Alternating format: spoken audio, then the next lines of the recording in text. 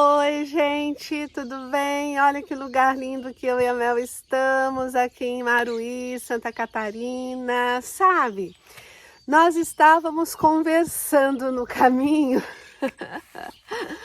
sobre o desajuste que algumas pessoas têm quando elas querem se aproximar, mas o medo faz com que elas evitem essa aproximação. Isso acabou de acontecer num posto, porque a Mel ela é muito fofinha, né? Olha lá. E as pessoas querem se aproximar dela, mas tem um medo que ela morda. A Mel não tem nem focinho para morder.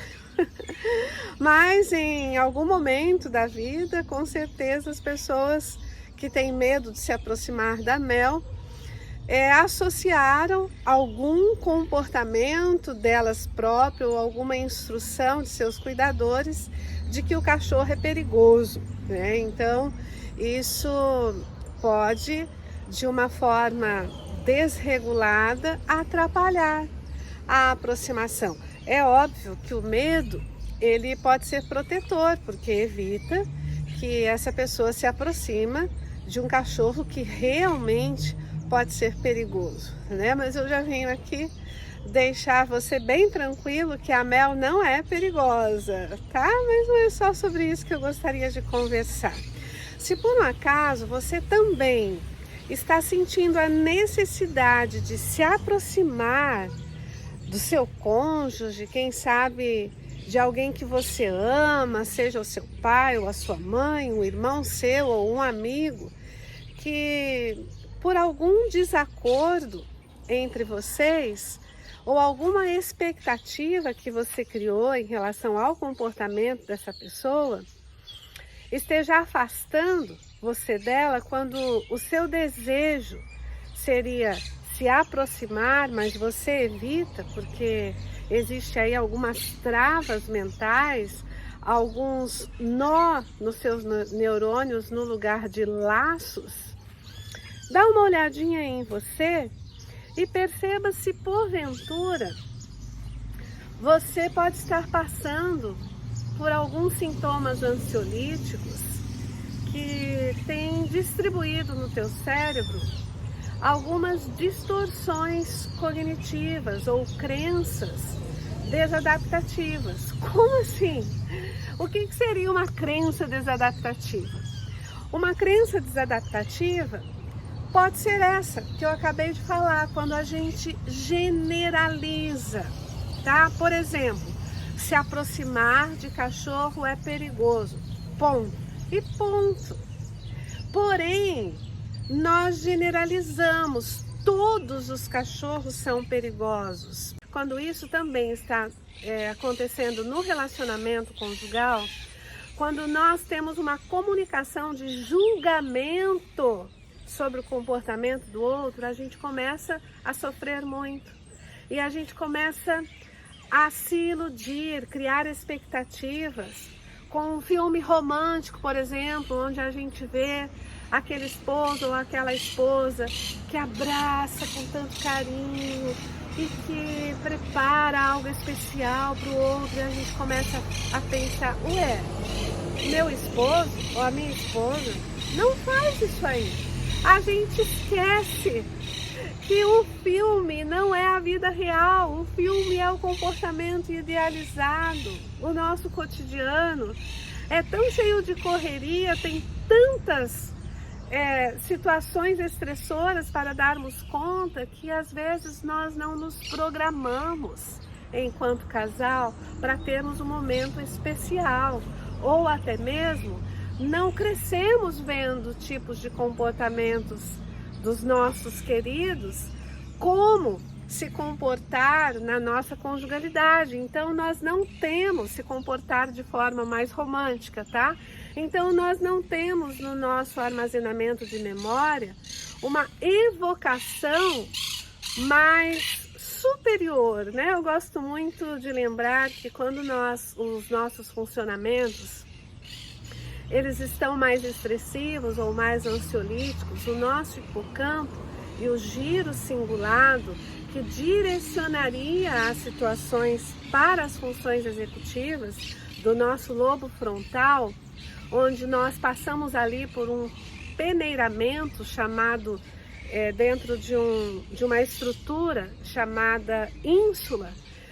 Então nós não temos esse tempo de peneiramento quando as nossas funções emocionais estão mais rebaixadas.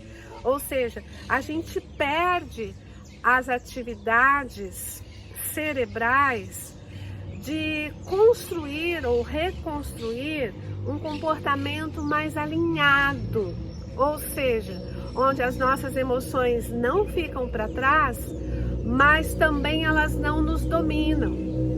Quando esse giro cingulado e hipocampo estão com menor ou com atividades rebaixadas, o que significa isso?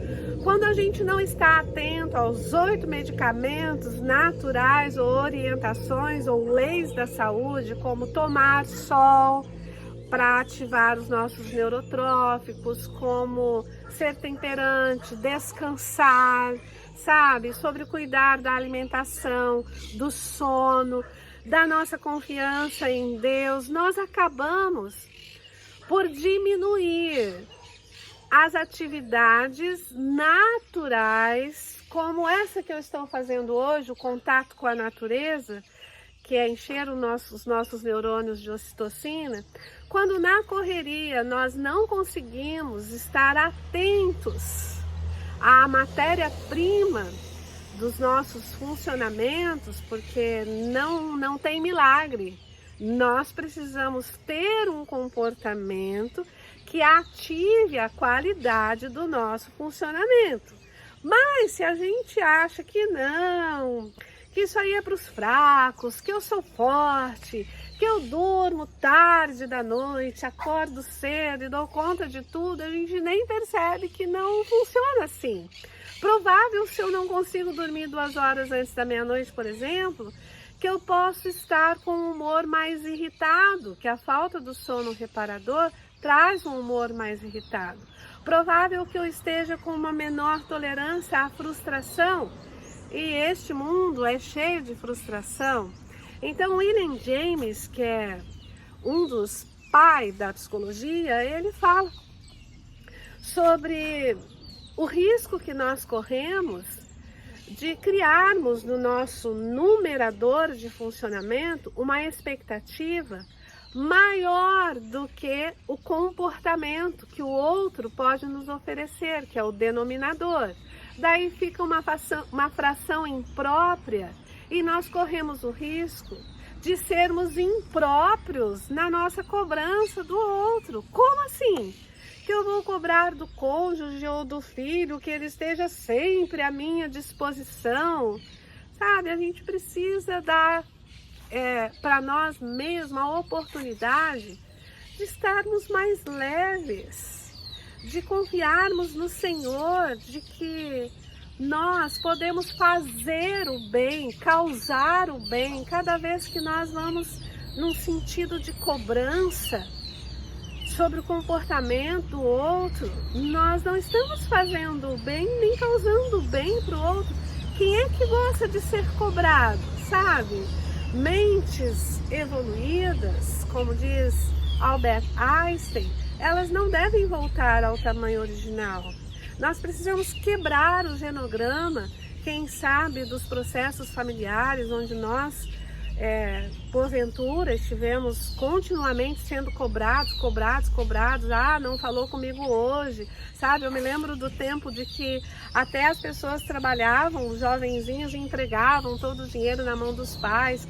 A gente precisa quebrar alguns genogramas que nós percebemos que nos aprisionaram e deixar de querer aprisionar o outro em nós também. Nós precisamos nos dar por conta de que às vezes aquilo que nós acreditamos pode não ser o que realmente está acontecendo. Nós sofremos muito quando generalizamos uma crença como sendo absoluta para todas as situações. Como o exemplo da Mel que eu dei no início dessa conversa.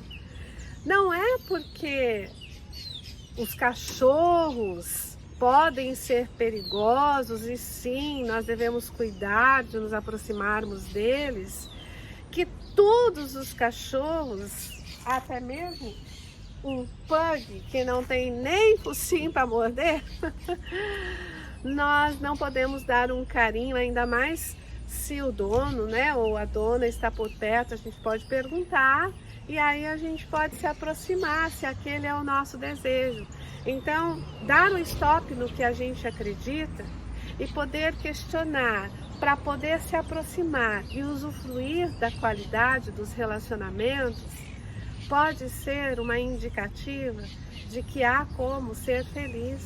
Pode nos libertar de crenças distorcidas e passarmos a ser mais adaptativos de acordo com a particularidade e a singularidade tão especial de cada ser humano.